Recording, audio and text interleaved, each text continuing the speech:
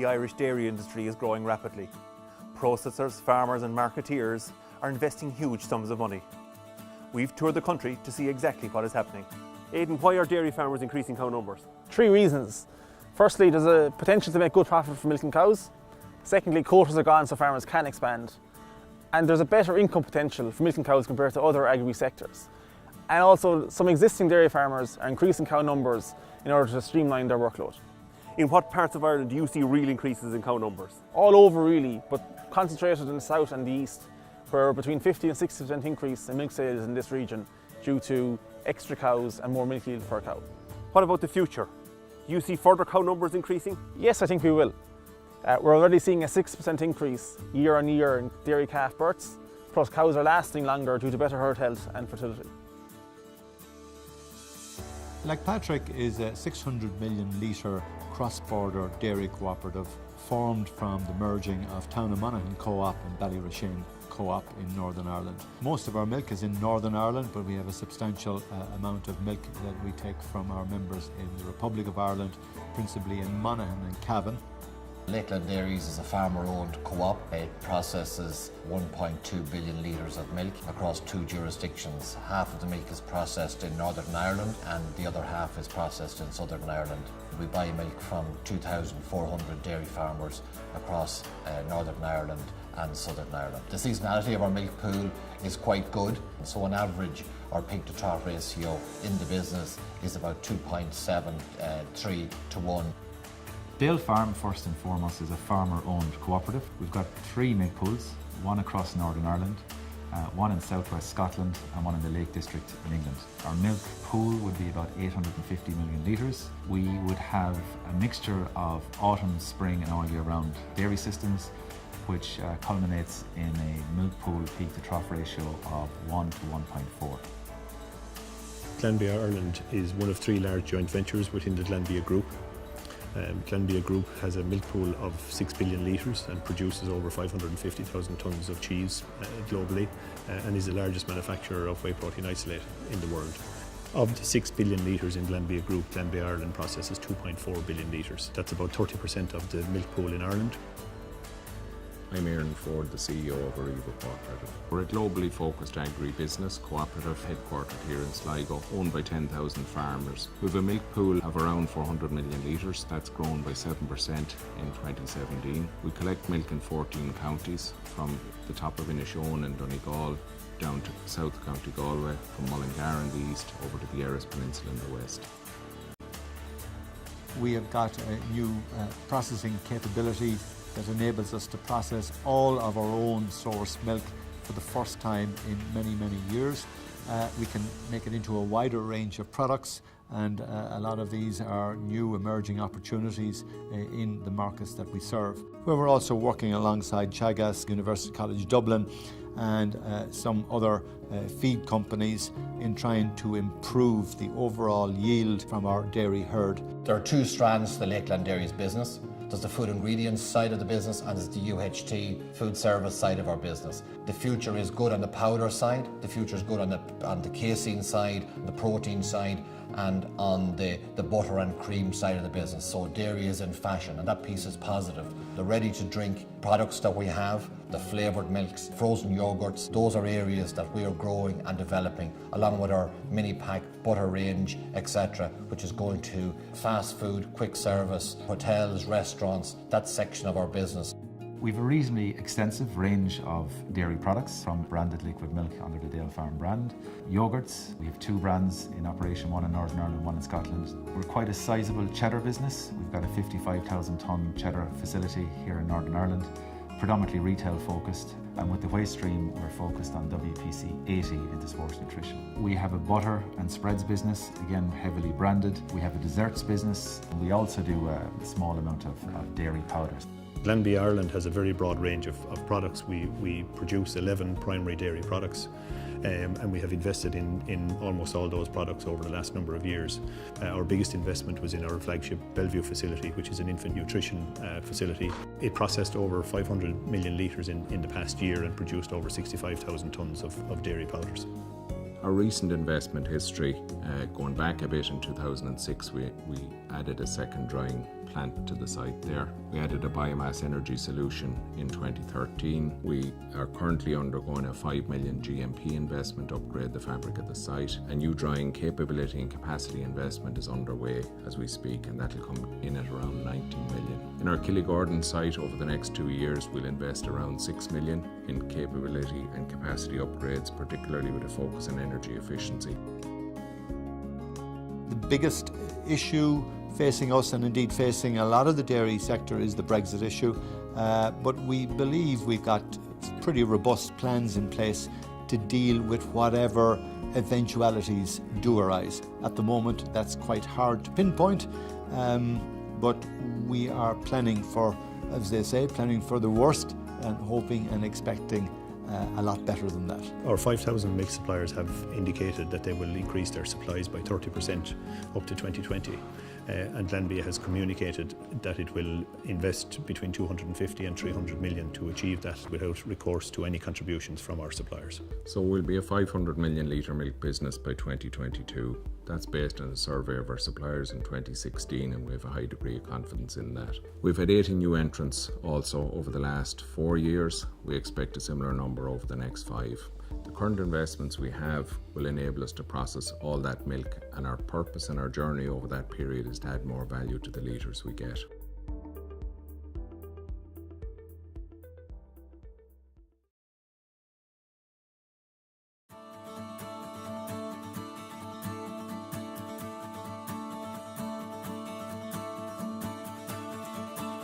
We're located here in the centre of Munster, covering Cork, Tipperary, Limerick and part of Clare. We're Ireland's largest owned farmer dairy cooperative. We're made up of 7,100 shareholders. Arbonne is located with our head office here in Nina. We have a manufacturing plant across the road in Nina town. We have a liquid milk business based out of Kilconnon and Ballinasloe. And we have an agri-trading division. Today we have 950 milk suppliers supplying 350 million litres of milk. Kerry Group is a 6.2 billion revenue organisation with sales into 140 countries and approximately 25,000 employees spread out over the world. Our team in agribusiness work quite closely with our 3,300 excellent farmers that produce approximately 1.2 billion litres of milk on an annual basis, and that are predominantly located in Kerry, Limerick, Clare and North Cork. The Carberry Group is owned by the 4 West Cork cooperatives, Bandon, Barry Road, Drina and Lissavard, and they cover an area from Kinsale in the eastern side of the area to the peninsulas to Castletown Bay in the west. They have approximately 1,300 milk suppliers, and our milk pool in 2017 was approximately 500 million litres. The milk pool here is very seasonal, as it is in most parts of the Republic. We do have a winter milk pool, but the bulk of our farmers produce milk seasonally because the grass growing season down here is quite long. Cows are out on grass for most of the year, and it's much more efficient to produce milk from grass, and we don't see that changing anytime soon. Back in 2011, we gave a commitment to our members that we would accept all the milk that they would supply post-quota. It was a very big commitment at the time. We had a mandate after that to invest and put a processing position in place to fulfil that obligation. Since 2012 we've been in an investment programme. To date we have between 215 and 230 million spent in infrastructure. In terms of our product mix, it breaks down almost 40% into cheese, 25% into butter casing and 35% into a variety of nutritional powders. The Mallow site is the third site in which we've invested in. It's an 86 million investment and its first task is primary processing of milk. But the investment itself is not just limited to that, because the investment has been done on the basis of setting up the platform for further value-add nutritionals in the format of infant formula and adult nutrition. We're seeing very strong increase of milk production in our area, both from our existing suppliers and from new entrants. The year gone by, we've seen our milk supply grow by 10%, the previous year 8%. And we're foreseeing the next year to 2 years continual increase at those levels. In order to cope with that, we started out in 2010, 2011 period looking at the 2015 and the abolition of quota. At that stage, we set targets for ourselves and we invested up on over 30 million into our plan. In the last 12 months, we've redeveloped that plan, and here in Nina now we're looking at investing a further 30 to 35 million over the next 2 years to expand capacity. That's taken a couple of forms. First of all, there's the plant itself with a new drying building. A new evaporator went in last year, and a new effluent plant has just been completed in the last few months. Our Kilconnon plant has been more steady in that you're dependent on supermarket contracts for your business. But we've grown that business and we've developed the plant there over a 4-year period. We've invested approximately 130 million in our facilities in Listowel, Charleville and Newmarket since 2013. We foresee that approximately another 70 to 80 million further investment between now and the end of 2020. Our farmers have increased milk production since the abolition of the quota system approximately by 5 to 6% per annum, and we expect that from 2018 onwards to be at about 2%. So with that overall investment, we expect that our facilities will be able to manage the increased supply from our farmers well into the future. So we see ourselves investing between 70 and 80 million euro in our dairy business here over the next 5 years. We need to produce different cheeses or variations of our current range for different markets. We see our cheese business being much stronger. We'll be supplying a diversified range of markets and we won't be so dependent on a single market. Everything we have looked at in the investment since 2012, since we embarked upon the post-quota plan, has been about doing things right, doing things for the next generation and the generation thereafter. And that has meant, investing at the top end, at the premium end in the context from a sustainability perspective. Everything we've looked at has been about savings in terms of water, savings in terms of energy, and doing it to that degree that it future-proofs the site from the sustainability perspective. We're very much focused on developing our capacity up so that our milk suppliers can continue their growth and expand. But it must be done, ensure efficient, environmentally friendly, so that we can return the best return to our suppliers and ensure that they have a profitable future and a sustainable future. A lot of the booming countries in developing markets are dairy poor, so we would see very good opportunities on the demand side for dairy products. Many of our competitors, especially in New Zealand and in the US, are also looking at those markets where there's significant growth. So it's important that we want to be competitive in these markets. If we are, I think we'll be successful, and it's very, very good times ahead for dairy. Carberry is in a very strong position, and Carberry has a very focused 5-year plan. The important thing for us for the next 5 to 10 years is to ensure that we have a business that's sufficiently strong to support a good milk price for our farmers and to increase their shareholder value. So within that, we'll focus very much on supporting our cheese business again and our nutritional business. Our cheese business will require maybe a change of direction somewhat. We're very focused on the UK market, and we will have to take into account Brexit pressures as they develop. Owen, in terms of scale and diversification, how do the Irish milk processing businesses stack up? In the main, Irish dairy processors are a lot smaller than our international counterparts, such as Friesland Campina or Frontera, which would have revenues of around 12 billion euros per annum. Irish dairy processors, in comparison, would have revenues of about 1 to 1.5 billion euros, and this would stretch all the way down to about 200 million euros for some of the smaller processors. Owen, the companies in the northern half of the country typically have a flatter milk curve. How does this impact investment decisions for these companies? This ultimately means that they have less investment required in stainless steel, and hence they have more money then to invest in other areas.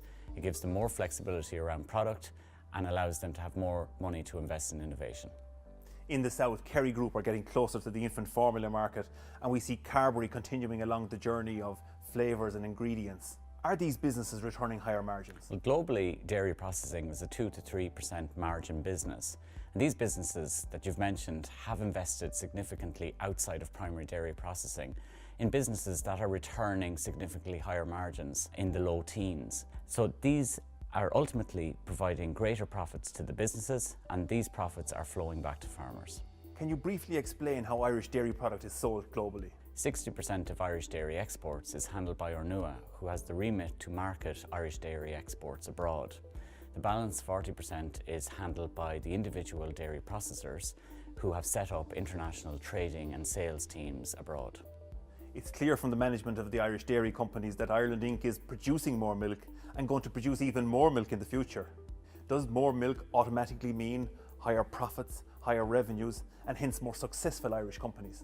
While more milk drives economies of scale, scale in itself doesn't drive profits. Margin is about efficiencies, and careful investments need to be made to drive those efficiencies.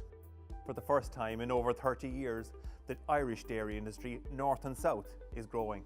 The processors are already investing for the next phase of development, while clear strategic decisions need to be made to continue its successful development. The benefits of a growing Irish dairy industry filter into rural Ireland every day.